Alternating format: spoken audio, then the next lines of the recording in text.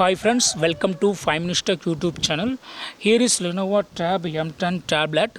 In this video, you will learn how to make Bluetooth connection in your tablet Lenovo Tab M10 with any other headset or any other Bluetooth enabled device. Okay, first of all, in your device, go to the notification area and just press Bluetooth and it will turn on. Now long press on Bluetooth. Okay, now go to another device. Here I have Vivo V21e.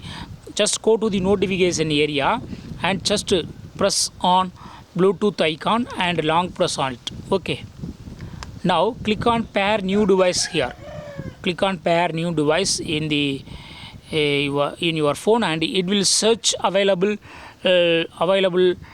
signal. Just click on Lenovo Tab Mingi. It's showing here. Just click on it and then it will be pairing. Just wait, pairing will be done. Just you got to wait.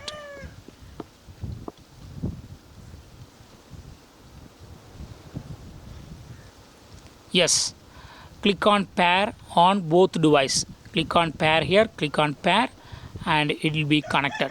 So in this way, yes, successfully connected.